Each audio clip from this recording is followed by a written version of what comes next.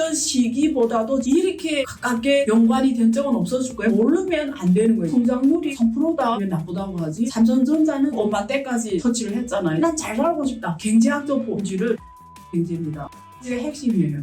해를 일으키지 않으면 재무적 자유가 절대 될 수 없어요. 몇 년 전에 집을 사는데 그게 지금 10억이 올랐다. 돈 10억 주고 집 사는데 20억이 됐어. 가치가 오르다는 표현 잘못된 거예요. 무슨 기업을 그렇게 힘들게 해서 5% 벌겠어요. 은행에 예금해도 5.2%, 주식상에 투자하면 10% 20% 버는데 누가 실물 경제를 해요?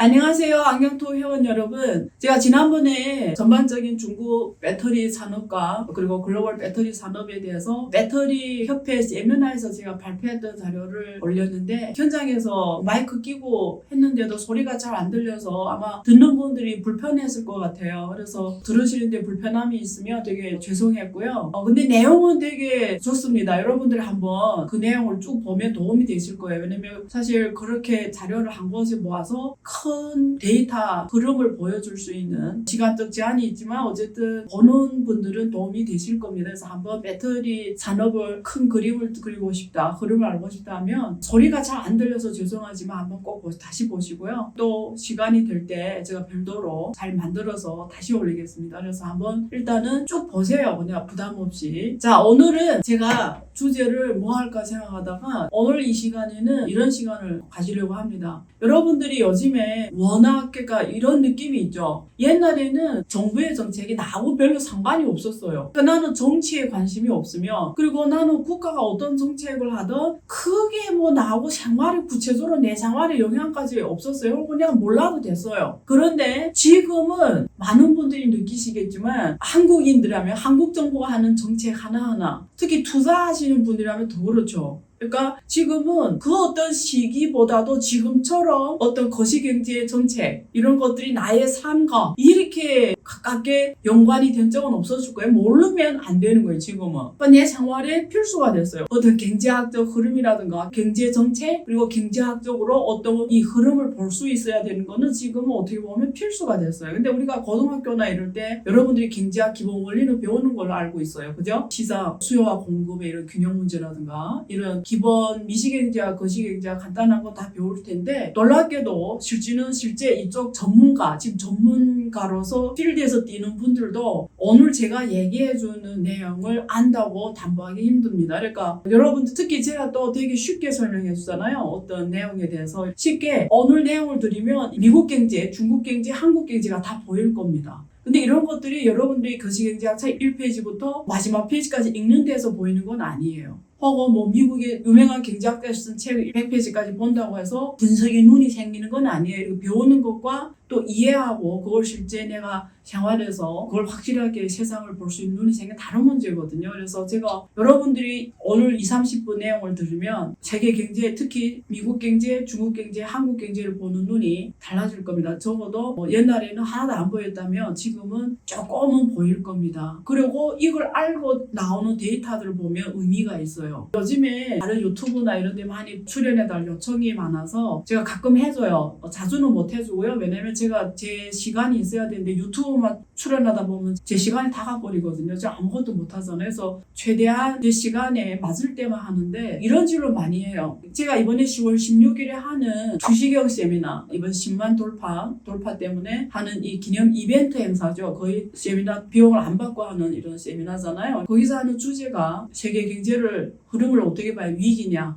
미국 경제를 어떻게 봐야 되냐, 대선의 영향을 어떻게 받냐, 영향 받냐 안 받냐, 그리고 중국 경제를 어떻게 봐야 되냐, 한국 경제를 어떻게 봐야 되냐, 그리고 미래의 흐름을 어떻게 봐야 되냐, 거기에 대해서 우리가 어떻게 준비를 해야 돼, 이런 게 내용이 돼 있잖아요. 낚시를 탁 던져서 물고기를 잡듯이 이 하나의 낚싯대에 이렇게 꼭 연결되는 내용들이에요. 근데 이게 여러분들이 무슨 사업을 하든 회사에 다니든 투자를 하든 생활에 가든 이 낚싯대는 하나 갖고 있으면 뉴스를 듣든 뭘 하든 굉장히 밝아지는 느낌을 받을 겁니다. 겁니다. 이 사고가. 그래서 그런 시간을 가지려고 해요. 자, 최근에 제가 주변에서 이런 질문 많이 받아요. 미국 경제가 전문가들이 뭐 막 위기다, 다 빠진다, 좋다. 근데 데이터로 보면 성장률이 3%다. 이런 얘기 많이 들었을 거예요. 성장하는 건데 왜 나쁘다고 하지? 한국도 제가 한국 경제가 안 좋다고 그러잖아요. 제가 세계 경제도 안 좋고 한국 경제, 중국 경제도 안 좋고 제가 늘 이렇게 말하잖아요. 쟤를 따라다니면서 제 내용을 보는 분들은 제가 항상 이렇게 말하는 걸 느끼실 거예요. 근데 실제 데이터를 보면 미국 GDP가 지금 3%, 실질 GDP 성장이 3%? 엄청 좋은 거라고 느끼실 거예요. 그죠? 한국은 지금 어떤 상황이냐면 1, 2분기는 괜찮았는데 지금 3분기는 마이너스예요. 0.2%. 그리고 4분기는 0.5%, 0.6%면 너무 감사한 성장률이다. 이럴 정도로 지금 4분기가 안 좋아요. 그래서 OECD에서는 한국 경제에 대한 성장률 전망치를 하향 조정했어요. 원래 2024년 한국 경제 성장을 2.6%로 전망했는데 지금 2.5% 하향을 해버렸거든요. 그만큼 한국 경제가 지금 안 좋다라는 거고요. 삼성전자 이번에 영업실적이 발표가 되는데 생각보다 나쁘지는 않은데 주가는 떨어졌어요. 그러니까 업계는 좋은데 삼성전자는 주가가 사실은 5만대까지 터치를 했잖아요. 다시 6만대 초반에 왔는데 굉장히 삼성전자가 실적을 부진하게 보이면서 한국 경제 자체가 지금 어두운 그림자잖아요. 왜냐면 전체 한국 상장 시가총액이 20% 이상을 삼성전자가 하니까요. 그러니까 삼성전자가 어떻게 가냐에 따라 한국 주식시장 주가지수는 글로벌 시장에서 엄청 안 좋은 데에 속하잖아요.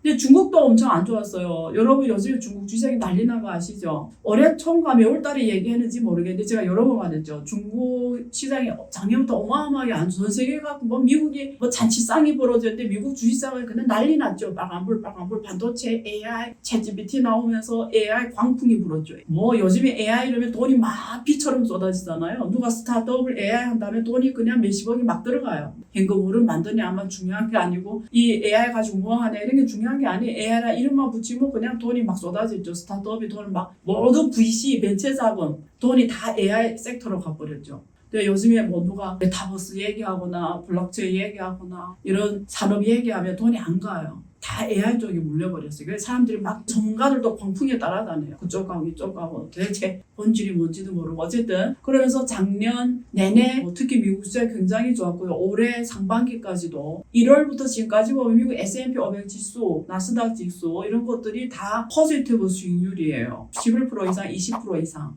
그렇죠. 다우존스 지수 이런 것들이 빨간불인데 최고 5일 데이터 보면 다 마이너스예요. 다 안 좋아요. 수익률이 마이너스 2%, 마이너스 4% 이렇게 안 좋아요. 미국이 이제. 한국은 주가 지수 내내 안 좋아요. 왜냐면 결국 삼성전자나 이런 기업들이 좋아야 되는데 그런 것들이 안 되면서 어쨌든 지금 전반적으로 부진하고 근데 경제 성장률도 OECD가 2.5% 조정해버리고 근데 미국이 3%면 미국 같은 경우는 잘한 거 아니냐 이렇게 생각할 수 있잖아요. 근데 이런 숫자가 그러니까 본질을 모르고 숫자를 보면은 어떻게 보면 의미가 없고요. 헷갈려요. 결론 잘못 내릴 수가 있어요. 우리가 어떻게 봐야 되냐면 지금 제가 2023년 연말 데이터로 그러니까 작년 건 다 나왔으니까 데이터를 보면 2023년 동안 미국의 GDP는 한 7.9조 늘어났어요. 17조에서 24조 정도 왔거든요. 그러니까 7.9조, 25조, 7.9조 늘어났잖아요. 지금 27조까지 왔어요. 올해는. 어쨌든 7.9조 늘어났는데 동시기 미국의 부채는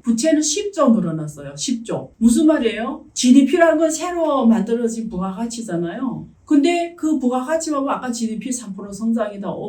성장이 되게 중요하죠. 이 성장이 돼야 일자리가 만들어지는 거잖아요. 그래서 1% GDP 성장 대비 만들어진 새로운 일자리를 우리가 일자리 유발 개수라고 하잖아요. 유발 개수. 그래서 성장 계속 해줘야 경제가 돌아가고 사람들이 취업이 되면서 사회가 안정이 되고 이렇게 간단 말이에요. 근데 이게 성장이 안 되면 문제가 생기는데 지금 미국 같은 경우에는 전반적으로 3% 성장해서 대단한 거 보이지만 그 뒤에는 방대한 부채가 있었다. 1조를 투자했으면 예를 들면 옛날에는 2조 GDP를 만들었다면 이런 게 가능했다고 하면 지금은 부채를 많이 투입하는데 만들어진 GDP는 1대1이 안 되고 혹은 점점 줄어드는 거예요. 지금 10조를 투입해서 7.9조의 증가율을 부채는 10조 늘어나는데 GDP 새로 만든 부가가치 요만하죠. 근데 지금 올해 내년이면 10조 부채를 일으키면 GDP가 5조밖에 늘 안 하고 뭐 20조 들으면 또 한 3조만 이렇게 계속 동일한 부채를 일으킴에 따라 오는 새로 만든 GDP 규모가 계속 줄어드는 거예요. 그걸 전문용어로 총생산 요소성이 떨어지는 거예요. TFP. 그래서 전반적으로 세계 경제 이 생산요소 한계성이 떨어지면서 사실상 지금은 전 세계 경제는 부채로 돌아가는 경제입니다. 근데 사람들이 전 세계 경제가 부채로 돌아간다 이러면 무슨 말인지를 몰라요. 이 말을 많이 들었을 거예요. 많은 전문가들이 말하고 지금 그 미국 부채를 뭐 중국뿐만 한국뿐만 전 세계에서 많이 미국 국가 부채 문제를 많이 지적합니다. 올해죠. 2024 올해 35조 달러를 넘어섰죠. 작년 말까지 33.2조 달러였어요. 벌써 이게 1년도 안 돼서 1조 넘게 증가됐고요. 지금 2034년 10년 후에는 56조 달러 부채 규모에 달할 것으로 전망하고 있어요. 그래서 그 블룸버그에서 계속 그 프로그램으로 돌려가지고 시뮬레이션 하잖아요. 근데 100만 번 시뮬레이션 하는데 그 중에 88%가 미국의 부채가 지속 불가능한 경로에 있음을 보여주고 있거든요. 그래서 미국에 있는 이 기업가들, CEO들은 미국 국가 부채를 2024년 최대 전 세계적인 지정학적 위험으로 꼽고 있습니다. 그래서 부채가 많이 일으키는데 모든 경제는 레버리지를 일으켜야 돌아가는 거예요. 개인들이 출근해서 월급을 받아서 정상적인 생활하는데 지장이 없어요. 근데 난 잘 살고 싶다. 남보다 재무적 자유를 이루고 싶다. 나 훨씬 부자가 되고 싶다면 여러분 절대 레버리지를 일으키지 않으면 잘 살 수가 없어요. 부채를 일으키지 않으면 여러분들은 재무적 자유가 절대 될 수 없어요. 근데 우리 부모가 절대 빚을 만들면 안 돼. 누가 계속 이렇게 부모님이 강조하잖아요. 빚지지 마. 부채를 일으키지 마. 근데 부채를 일으키지 않으면 부자가 될 수 없어요. 국가도 똑같아요. 부채를 일으키지 않으면 부자국가가 될 수 없어요. 그래서 경제학적 본질은 레버리지 경제입니다. 레버리지가 핵심이에요. 레버리지 뒤에는 신용이 있어요. 신용. 그래서 개인이나 기업이나 국가나 부의 본질은 신용입니다. 이것도 풀려면 끊임없으니까 일단은 근데 지금 미국 같은 경제를 제가 풀면은 미국의 부채를 이렇게 계속 증가할 수밖에 없냐. 미국 경제를 하면은 그 다음에 중국 경제가 보이고요. 그 다음에 한국 경제도 보입니다. 그래서 제가 오늘 미국 경제가 돌아가는 거를 쉽게 확실하게 설명드릴게요. 제가 사실은 그 네이버 프리미엄 콘텐츠에 연방준비제도가 달러 발행을 어떻게 하냐. 연방준비제도 달러 발행이 비트코인 발행하고 원리가 똑같다 이런 글을 썼어요.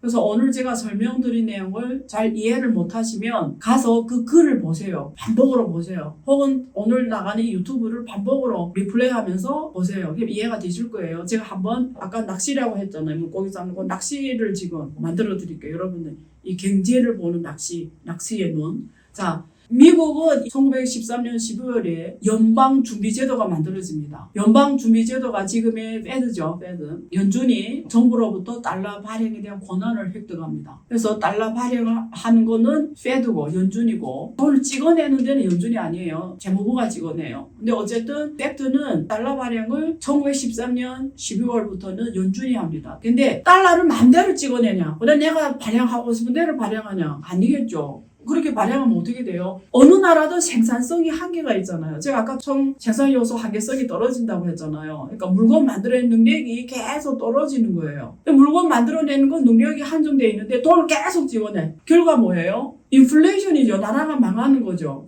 누가 저한테 이러더라고요. 강남에 집을 사서 누가 되게 돈을 많이 벌었다고 얘기하시더라고요. 몇 년 전에 집을 사는데 그게 지금 10억이 올랐다. 엄청 좋아하더라고요. 근데 이게 그 사람 입장에서는 좋은 것일 수도 있어요. 그럼 돈 10억 주고 집 사는데 아파트 사는데 20억이 됐어. 10억 추가로 번 거잖아요. 되게 좋은 거 같죠? 근데 이 문제를 이렇게 볼 수도 있어요. 여러분. 10억을 번 게 아니고 생각해봐요. 그 부동산은 그 자리에 계속 있었을 뿐이에요. 지금 제 말이 되게 중요해요. 부동산은 계속 그 자리에 있었을 뿐이에요. 물건은 똑같아요. 10년 전이나 지금이나 오히려 더 낡았죠. 10년 썼으니까. 근데 변하지 않은 그 물건이 옛날에 10억으로 표시가 된 거잖아. 10억 원. 근데 지금 변하지 않은 그게 20억 원으로 표시가 됐어요. 그거는 그 부동산이 가치가 오른 게 아니라 가치가 오르다는 표현은 잘못된 거예요. 그 물건은 그대로였다니까. 안 변한 거잖아. 오히려 더 낡아 떨어졌죠. 부동산 낡았죠. 가치가 떨어졌죠, 원래는. 10억 원 하던 집이 20억 원이 했다는 건 물건은 안 변했는데 표시 가격이 변했다는 건 그만큼 인플레이션이라는 거예요. 돈 가치가 50% 떨어졌다는 거예요.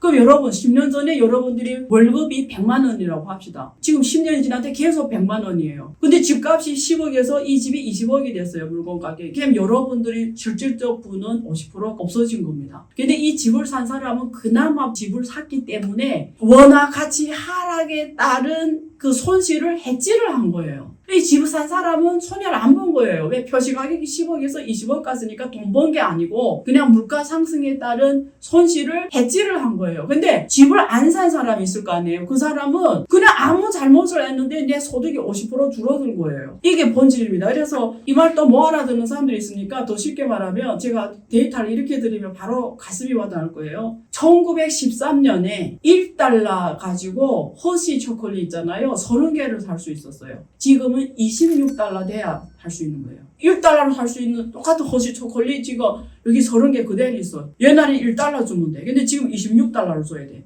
여러분 허쉬 초콜릿은 그대로예요. 양이고 뭐이고 안 변했어요. 근데 26달러 줘야 똑같은 양상 뭐예요? 달러가 그만큼 가치가 떨어진 거예요. 여러분 자산을 안 갖고 있으면 그만큼 여러분들의 소득은 줄어들었다는 거예요. 자, 두 번째는 두루마리 휴지 있잖아요. 두루마리 휴지. 1929년에 1달러로 10개 두루마리를 살 수가 있었어요. 10개 두루마리를 살 수 있었는데 지금은 똑같은 양의 두루마리 휴지를 사려면 15달러가 필요한 거예요. 그만큼 달러가 가치가 떨어진 거예요. 제가 그 데이터를 한 번 더 줄게요. 금 있죠, 금. 1970년 8월 15일에 닉슨 대통령이 파리로 선언합니다. 무슨 말이냐면 70년 이전까지는 금 1온스에 35달러였어요, 가격이. 고정시켜버렸잖아요. 근데 70년 8월 15일에 닉슨이 이걸 폐기해버립니다. 왜냐면 이렇게 고정시켜버리니까 전 세계에서 달러를 들고 와서 금을 바꿔달라는 거예요. 그래서 미국에 당시에 세계에서 가장 많이 금을 갖고 있었는데 그걸 계속 줄 수가 없는 거예요. 그래서 그 폐기를 없애버립니다. 브레튼 우드 체제가 붕괴가 되는 거죠. 그래서 1970년 8월 15일 35달러부터 지금까지 오늘 이 시점까지 금 가격을 봤어요. 지금 2,600 몇 달러거든요. 정확하게 가격이 75배 늘어났어요. 금 달러 가격이. 그때 35달러 지금 2,600 오면니까 75.43배 늘어났거든요. 그러면 지금 70년부터 지금까지 54년 지났잖아요. 54년 나누면 연 수익률로 계산하면 137%. 연 1.37배 137%. 그러니까 내가 금을 사놓은 사람은 이제 75배 넘어갔으니까 연 131% 수익률이라면 수익률이고 인플레이션을 해지한 거예요, 사실은. 자, 비트코인을 볼게요. 제가 비트코인이 1달러 언제 된지 알아요? 거의 가치가 없다가 비트코인이 1달러 된 게 정확한 날짜가 2011년 2월입니다. 2017년 2월에 1달러 비트코인에서 1달러. 2011년 2월에 지금 몇 년 지났죠? 13년 지났죠. 13년 반, 13.5년. 자, 지금은 6만 달러 넘어갔잖아요. 요즘에 뭐 떨어지고 올라가고 하지만 저도 6만 3천 달러 지금 정도 되는데 2011년부터 지금 13.5년 지났는데 6만 배 넘어간 거잖아요. 그게 13.5로 나누면 연 4,676배. 그렇죠? 프로수로 하면은 46만 돼요. 그러니까 해지 능력이 어느 게 더 좋아요? 비트코인이 더 좋았다는 거예요. 황금보다도. 근데 비트코인이든 금이든 이만큼 달러 가격이 어떻게 우리 보기엔 막 가격이 엄청 올라간 것 같죠. 그때 비트코인이랑 지금 비트코인 달라요? 금이 그때 금이랑 지금 금이랑 달라요? 똑같아요. 다 1온스 금이에요. 근데 왜 표시 가격이 이렇게 차이가 나지? 그만큼 달러 가치가 떨어진 거예요. 그러니까 내가 자산을 갖고 있으면 그걸 해지하게 되는데 자산을 안 갖고 있으면 여러분은 소득이 그만큼 늘어나요, 여러분. 여러분 소득이 1년에 137%씩 늘어나요. 여러분 월급이 1년에 137%씩 늘어나요? 아니잖아요.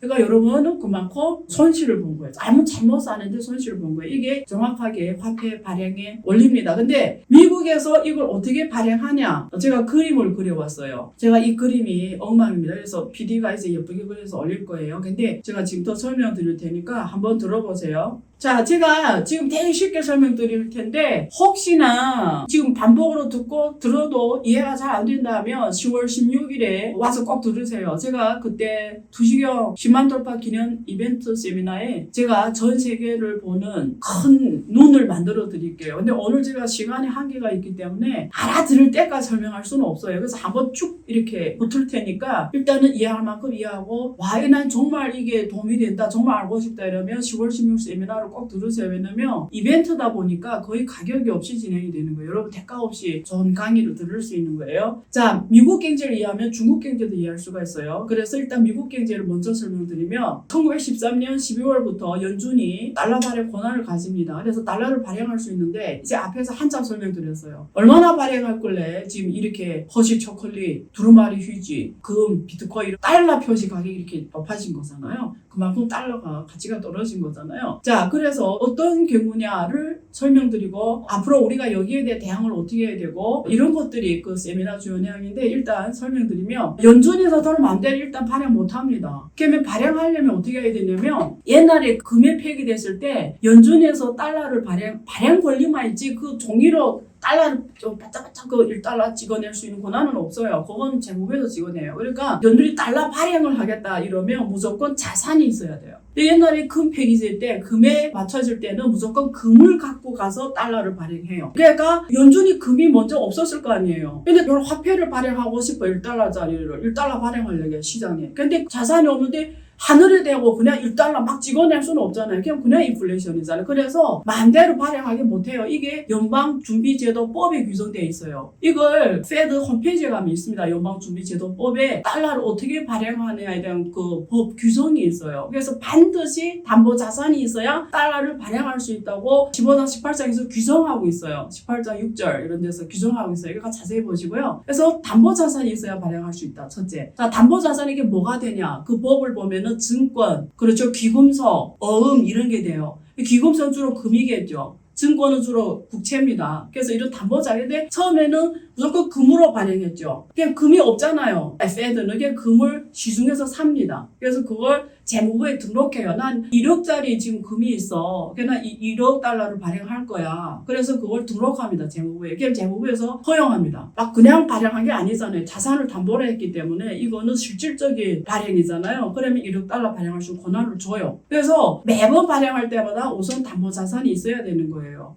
그러니까 없으면 이 연준이 페드가 시중에 가서 또 사들입니다. 자산을 사들여서 이걸 또 담보로 해서 달러를 발행하는 거예요. 자, 그러면 시중에 가서 주로 사는 자산이 뭐냐면 처음에는 금이었다가 1970년 8월 10일 닉슨이 폐기하면서 회사채도 되고 어음도 되고 채권도 되고 국채도 되고 다 되게 된 거예요. 그래서 지금은 페드가 달러를 발행할 때 주로 국채를 담보자산으로 해서 재무부에 등록하고 달러를 발행합니다. 그래서 여기서 페드가 달러를 발행하려면 국채를 갖고 있어야 되는 거예요. 혹은 기업들이 발행한 회사채를 갖고 있어야 돼요. 혹은 MBS 주택담보대출, 채권 이런 게 자산으로 갖고 있어 가서 이렇게 등록을 해놓고 그만큼 달러를 발행하는 거예요. 여기서 포인트가 뭐냐면 페드가 달러를 발행하려면 자산이 있어야 된다. 그 자산은 회사채도 되고 정부가 발행한 국채도 되고 개인이 은행에다 주택담보대출에 MBS, 모기지 대출도 돼요. 외국 대출 채권도 돼요. 이런 것들을 페드가 시중은행에서 사오는 거예요. 사다가 담보를 해서 달러를 발행하는 겁니다. 자, 그러면 달러를 발행해야 시중에 달러가 돌면서 경제가 돌아가겠죠. 그죠?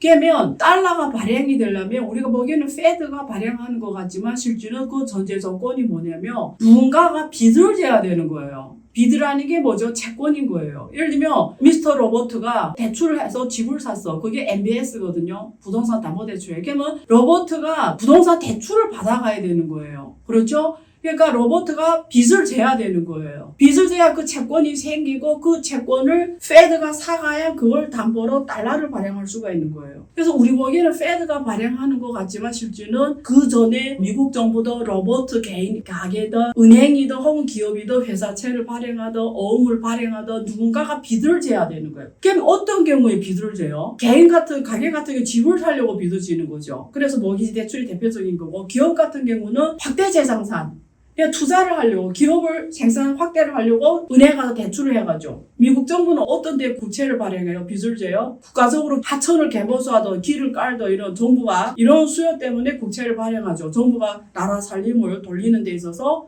그러면 정부는 국채 발행해서 세금을 받아들여서 국채를 발행한 빚을 갚는 거고 개인은 부동산 담보대출을 한 거 그 이자를 어떻게 갚는 내가 월세에서 임금을 월 소득을 받아서 갚는 거고 기업들은 은행에서 대출해 가서 생산성 확대해서 생산을 많이 해서 시장에 팔아서 그걸로 다시 대출 상환하고 이렇게 해서 경제가 돌아가는 거예요.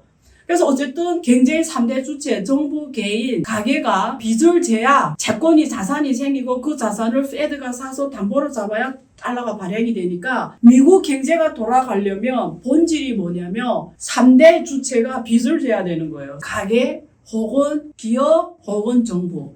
자, 그러면 개인과 기업은 언제 빚을 지죠? 언제 재물을 지죠? 내가 집을 사야 되겠네. 근데 언제 집을 사요? 내가 내년에는 돈을 계속 잘 벌 수 있다. 후년에도 돈을 잘 벌 수 있다. 앞으로 10년 내가 돈을 계속 잘 벌었을 때 부동산 사죠. 근데 내년에 일자리가 있을까 말까 모르겠어. 후년에도 일자리 있을까? 이러면 내 집을 사요? 못 사죠. 사고 싶어도. 왜? 내 수입이 현금으로 들어오는 게 보장에는 누가 집을 사요? 그래서 미래 소득이 확보됐을 때 집을 사는 거예요. 담보대출로. 기업은 언제 생산성 확대를 해요? 경제가 잘 간다고 기대를 했을 때, 내년에도 미국 경제 좋을 거야. 우리도 좋을 거야. 경제가 잘 간다고 할 때 기업들은 은행에서 대출해서 기계를 설비를 더 사서 투자 확대를 하는 거죠. 그래서 더 많은 투자를 해서 더 많은 생산을 하고 시장하면 경제가 좋다고 생각하실 때 확대 생산을 하는 거예요. 그러니까 여기서 전제가 뭐냐면 경제는 기대심이라고 하잖아요. 경제는 기대심이다. 기업이나 개인은 경제가 미래가 좋다라는 기대하에서 투자를 하고 소비를 하는 거예요. 근데 이 두 자체가 경제가 안 좋을 것 같아. 미래 기대가 경제가 경제학자들 말하는 것도 안 좋다고 그래. 위기라고 하고 그러고 안 좋을 것 같아 하면 소비를 안 해요. 개인들은. 가게는 소비를 10번 외식할 걸 한 번으로 외식해요. 그럼 기업은 공장을 10개 만들 걸 하나 만들까 말할까 해요. 이렇게 확대 생산 안 하거든요. 일단은 경제가 어떻게 될지 모르니까 내가 축소하자. 줄이는 거죠. 소비도 줄이고. 그러면 경제가 아까 돌아가려면 이 사람들이 채무를 져야 경제 돌아간다 했잖아요. 그래가 페드가 그 자산을 담보해서 달러를 발행하고 또 그게 이렇게 또 누군가에 또 대출해가면서 또 확대 경제가 돌아가는데 경제 주체인 기업하고 개인이 경제가 좋다는 보장이 없으니까 빚을 안 줘. 그럼 경제가 안 돌아가요. 그럼 유일하게 빚을 부채를 일으킬 수 있는 게 누구예요? 정부인 거예요. 미국 정부인 거예요. 대표자가 미국 재무부죠. 여기서 부채를 발행하는 거죠. 부채라는 게 빚을 진다라는 거잖아요. 세금으로 갚겠다고 생각하고 국채를 발행하는 거예요. 미국 정부가 국채를 발행하면은 페드가 살 만한 자산이 있는 거예요. 그래서 페드가 주로 미국 국채를 발행하면 상업은행이 사가요. 기관 보험이나 이런 증권 기관 투자를 사가요. 그러면 페드는 그 자산들을 사가지고 담보로 달러를 발행하는 거예요. 그러면 지금 미국은 어떤 상황이냐면 지금 미국 경제가 안 좋다고 해서 미국 소비자들이 돈도 별로 안 써요. 다 지금 수출하고 있거나 미국 LA 가보세요. 빌딩이 다 비어있어요. 다 일자리를 잃고 IT 이제 다 일자리가 없어요. IT 기업들도 다 사람을 축소하고 이래요. 소비를 줄이겠죠. 걔들은. 가게들은 MBS 주택담보대출 이런 거 덜 알겠죠. 그 다음에 생산하는 기업들은 옛날부터 미국이 금융경제로 가면서 다 아웃소싱 해버렸어요. 자본가들이 미국 내에서는 생산을 해봤자 돈을 못 버는 거예요. 왜? 월급이 너무 올라가고 생산 비용이 너무 올라가니까 미국 자본가들은 생산을 다 아웃소싱 해버렸어요. 처음에는 일본, 한국, 후에는 중국, 지금은 베트남 이렇게 아웃소싱, 미국 자본을 다 해외를 한 거예요. 원래 생산이 없어요. 생산 다 중국에서 하는 거예요. 그게 생산이 없는 거예요. 그러니까 지금 어떻게 되죠? 미국은 이 원래 기업들이 메이드 인 아메리카 없잖아요. 그러니까 주로 가계 소비로 돌아가던 경제였죠. 미국은 소비주도형 경제였잖아요. 근데 얘네들 지금 소비를 잘 안 해. 내 기대에 좀 안 좋게 생각해. 그러니까 유일하게 미국 정부가 계속 국채를 발행할 수밖에 없는 거예요. 그렇지 않으면 경제가 안 돌아가는 거예요. 그러면 미국 국채를 누군가가 사주는 거잖아요. 그러니까 계속 페드가 사줘서 거기에 기반해서 또 달러를 발행해서 경제가 돌아가고 했는데 자, 이제부터 중요해요. 달러를 발행하면 상호은행이 그 돈을 발행한 만큼 갖고 있잖아요. 그럼 상호은행이 새로 추가로 발행된 이 돈을 어디다 쓰냐가 중요해요. 그럼 상호은행이 원래는 이걸 GDP를 키우려면 새로운 부가가치 만들려면 기업한테 대출해줘야 혹은 가게한테 소비 대출해줘야 경제가 이렇게 막 돌아가죠. GDP가 증가할 텐데 개인들도 소비 대출 안 해가. 난 집 안 살래. 나 몇 개 없는 제조업들도 대출 안 해가. 그럼 상호은행이 그 돈을 추가로 이렇게 발행받았는데 실물 경제로 안 가는 거예요.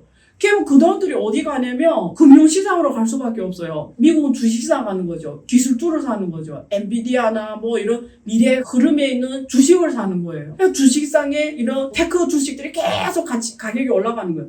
미국 국채를 발행하면 또 돈이 그만큼 풀렸으니까 그게 원래 실물로 가야 되는데 이쪽은 안 가니까 또 그게 금융시장 가니까 돈이 금융 안에서만 계속 도는 거예요. 그러니까 미국 주식시장은 계속 올라가는 거예요. 그래서 옛날에 제가 그런 말 했죠. 제 방송을 계속 보는 분들은 이 말을 귀 아프게 들었을 거예요. 미국하고 중국, 한국이 다 몸에 경제적으로 보면 암을 갖고 있다. 경제적으로 큰 문제를 갖고 있다. 미국의 굉장히 큰 암은 금융시장이다. 금융시장이 무너지면 미국 경제가 와르르 무너지고 무너진다. 그게 여기서 오는 말이에요. 그러니까 금융시장이 계속 올라가줘야 미국이 가는 거예요. 왜냐면 미국 국민연금, 의료보험연금 이런 것들이 다 금융시장에 들어가 있는데 이게 계속 올라가지 않으면 미국 사람들이 은퇴 자금이 없어지는 거예요. 그게 바로 복지가 팍 없어지고 미국 경제가 소비로 돌아가는데 미국 대부분 사람들이 이 연금 못 받으면 다 소비가 멈춰서면서 경제가 못 돌아가 무너지는 거죠. 근데 왜 미국 경제가 이렇게 금융에 의한 실이 아니고 허의 경제로 갔냐? 그게 가장 큰 배경은 메이드 인 아메리카가 자본만 남고 다 어디로 가죠? 중국 가고 메이드 인 차이나가 다 빼고 메이드 인 베트남, 메이드 인 인도 이렇게 가면서 제조업 공백이 생겨버리니까 그러면 가게들이 소비를 해주면 경제를 가야 되는데 지금 경제에 대한 위기 때문에 소비를 안 하니까 미국 정부에서 계속 국채를 발행하면서 미국 경제가 간간히 왔어요. 그래서 미국은 트럼프 정부든 바이든 정부든 이 경제가 임기 내에 잘 돌아가려면 선순환에서 연착하러 가려면 무조건 미국 정부가 국채를 발행해야 되는 거예요. 그래서 미국은 국회에서 미국 정부가 발행하는 국채 규모를 이 한도를 제한합니다. 그래서 국회 동의를 못 주면 이 부채 발행을 못 해요. 그래서 미국은 야당 여당이 싸우는 주제가 뭐냐면 야당은 해내 미국 정부가 국채를 발행 못하게 할 거고 부채 규모를 제한할 거고 여당은 어떻게 하나 발행 규모를 늘리려고 하고 부채를 일으킬 수 있는 규모를 한도를 계속 늘려가려고 하고 그래서 맨날 그 싸움하는 거예요. 왜냐하면 미국 정부가 국채를 발행 못하는 뜻이 그 임기 내에는 경제 성장이 멈춰버려요. 왜? 아까 앞에서 원리를 설명했잖아요. 가게는 돈 안 쓰고 메이드 인 아메리카노 업 생산성 언니 아우성 옛날이 돼요. 그러면 미국 정부가 부채를 일으키지 않으면 앞에서 말한 그 논리가 돌아가지 않는단 말이에요. 그러니까 이게 미국 국채 규모는 올라갈 수밖에 없는 거예요. 한도를 계속 원래 맥시멈까지 했는데 또 올리고 또 올리고 또 올리고 그렇지 않으면 경제가 돌아갈 수가 없는 거예요. 언제까지 다시 제조업이 돌아와야 되는 거지. 그래서 그 트럼프 정부 때 해외에서 투자 미국 자본이 돌아오면 모든 세금을 면제하고 엄청난 우대 정책 주고 트럼프가 아메리칸 퍼스트, 바이든은 반도체와 과학법, 인플레이션 감축법 이런 거 해서 메이드 인 아메리카라면 엄청난 세금 혜택을 주고 해서 삼성전자, SK 다 간 거죠. 그래서 기업의 생산성, 기능을 미국 내에서 일으켜야 아까처럼 이 연준이 발행한 달러가 실물 경제를 가면서 경제가 거기서 일하는 사람도 월급으로 나갈 거 아니에요. 월급이 다시 소비를 하고 경제가 이쪽으로 실물 경제가 돌아가는데 이게 안 돌아가는 이상은 계속 돈이 금융시장 안에서 돌면 주식시장에 계속 폭탄 올리듯이 계속 증가 안 가면 경제가 멈춰서는 거죠. 그리고 기업하는 분들도 열심히 공장을 사가지고 기계를 사서 넣고 블루칼라들 고행해서 물건을 만들어서 시장 마케팅해서 팔고 이게 너무 힘든 거예요. 그래봤자 마진을 예를 들면 5%밖에 못 남겨. 근데 미국 은행에 예금하면 5.25%죠. 누가 기업을 해요? 지난번에 미국 금리가 5.25잖아요. 지금 내려서 5%잖아요. 그러면 누가 그렇게 힘들게 기업을 해요? 근래 연준에서 돈을 풀어도 그 돈들이 실물 경제를 안 가요. 그 돈을 대출받은 기업인들도 다시 그걸 예금하면 5.2% 주는데 혹은 주식시장에 투자하면 더 빠른데 주식시장이 더 빠르면 1년에 10%, 20% 확실하게 수익을 버는데 내가 무슨 기업을 그렇게 힘들게 해서 5% 벌겠어요. 은행에 예금해도 5.2%, 주식시장에 투자하면 10%, 20% 버는데 누가 실물 경제를 해요. 그러니까 이게 계속 악성순환인 거예요. 다 주식시장에 들어오는 거예요. 쉽게 돈 벌려고 하는 거죠. 경제가 이렇게 계속 이렇게 가는 거예요. 자, 그래서 지금 제가 사실 오늘 그 중국 경제, 한국 경제까지 다 하려고 했는데 벌써 이 얘기하느라고 다 가버렸어요. 그러니까 제가 10월 16일 세미나에 중국과 한국은 돈이 어떻게 발행되고 거기에 따라서 중국 경제가 갖고 있는 암이 뭐고 한국 경제가 갖고 있는 암이 뭐야가 중요한 주제입니다. 그걸 제가 오늘 자세히 설명하려면 지금부터 1시간 더 해야 돼요. 그러니까 빨리빨리 다 하려고 했는데 하나씩 설명하느라고 또 시간이 다 가버렸네요. 그러니까 오늘 여기까지 하고 확실하게 이 강의를 들으면 여러분 앞으로 미국 GDP 4% 성장, 중국 GDP 뭐 5%냐 6%냐 금리를 0.5% 인하한 게 무슨 뜻이냐 그리고 이게 실제적으로 금융시장에 어떤 영향을 미치고 내가 투자에 혹은 내가 하는 일에 내가 하는 일자리에 혹은 이런 데 어떤 영향을 이거 한눈에 스스로 판단할 수 있어요. 진짜 전문가 누군지도 다 구분이 되고요. 이런 거하고 그럼 내가 대응을 어떻게 해야지 다 나와요. 제가 오늘 미국 경제의 핵심만 디테일하게 풀지는 않았는데 어쨌든 큰 줄기는 말씀드렸고요. 자세한 거는 10월 16일에 하는 수요일 7시부터 9시까지 그 강연에서 여러분들이 이 한 번의 강의로 거의 무료로 진행돼 이 한 번의 강의로 여러분이 살아가면서 평생 세계 경제를 바라보는 이 틀 하나를 만들어 놓으면 엄청난 가치가 있겠죠. 제가 뭐 여러분 선동하려고 이 말을 하는 건 절대 아니에요. 여러분들이 이런 기회가 많지 않은 거예요. 제가 10만 돌파했으니까 이런 기념 이벤트 강의를 하는 거예요. 제가 제가 안면 독서 모임이 3개월씩이니까 30만 원씩 받고 하는 거거든요. 근데 지금 이벤트니까 거의 대가 없이 들을 수 있는 기회가 있는 겁니다. 그래서 놓치지 마시고 아까우니까 말씀드리는 거예요. 꼭 이 기회에 경제학적 틀을 만드시기 바랍니다. 네, 감사합니다.